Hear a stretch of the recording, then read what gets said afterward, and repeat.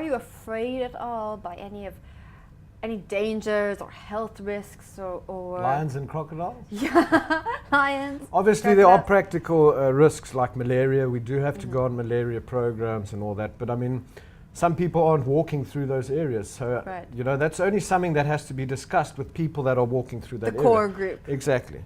The three biggest threats from wildlife are the Nile crocodile, the lion, obviously, and the snake. But we do have ways, you know, obviously if we've got support vehicles and all that, it's not a problem. But I mean, we're not carrying weapons of any kind, you know. Right.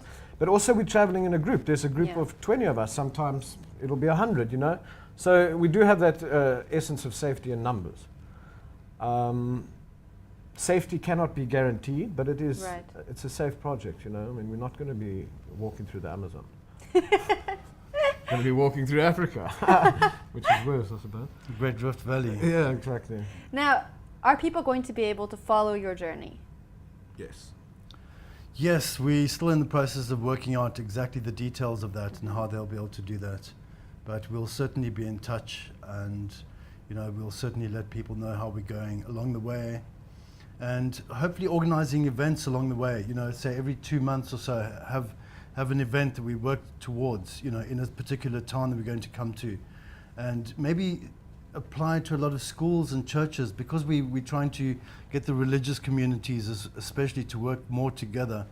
You know, organize along the way that we're going to actually stay in some of the church grounds and some of the school grounds, and while we're there, give talks, you know, give little shows, little music sessions, whatever it is along the way, just to create a bit of color and a bit of those will extra be light publicized as well. So those will Yeah. be, people will be able to come and read about what we've done through audio vision and et cetera, et cetera. What do you hope people who are taking part in the walk, or even communities that are touched by the walk, take away from what you're doing?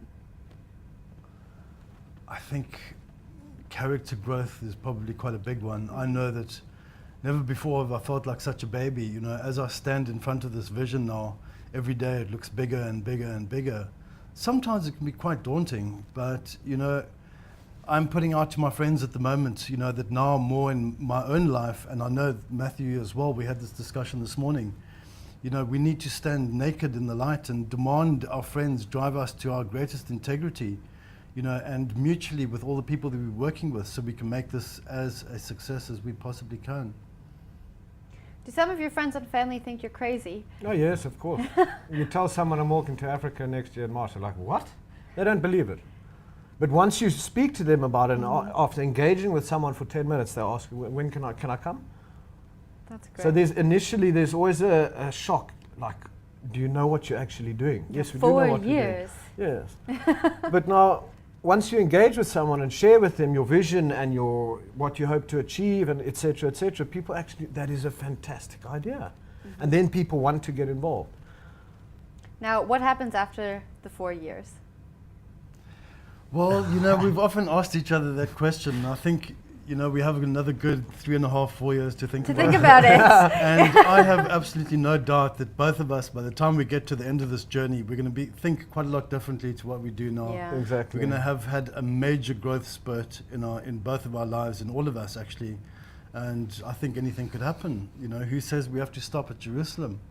You know, there's a whole world out there.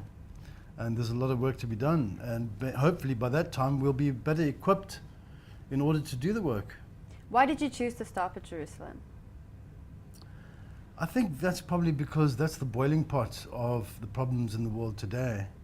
You know, Jerusalem is sort of the barometer. You know, you can always look at the Middle East to see the barometer of how close we are either to Armageddon or world peace.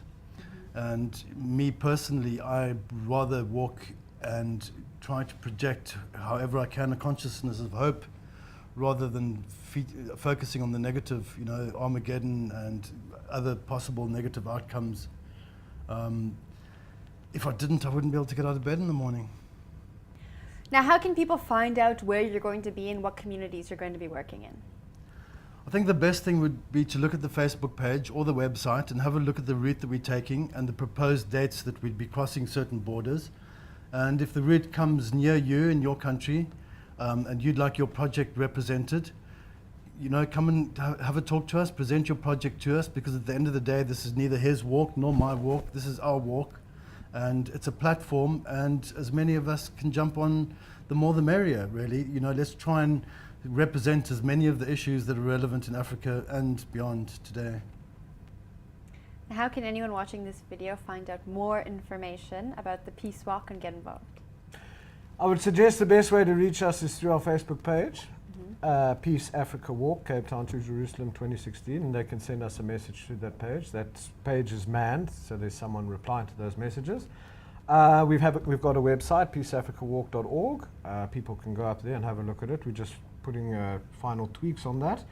And then people can email us, Matthew at peaceafricawalk.org and David at peaceafricawalk.org, info at peaceafricawalk.org, anyone who wants to get involved, anyone who thinks they might like to walk, whether it's for a week or a day or 4 years. And it's not only South Africans or Africans, it's anyone. This is from around the world. We're a completely open project. We're not shutting anyone out. That's great. I look forward to seeing what you guys come up with in the next year, and I'll be there to send you off on March 21st. Thank you very much. Thanks for having us in the studio.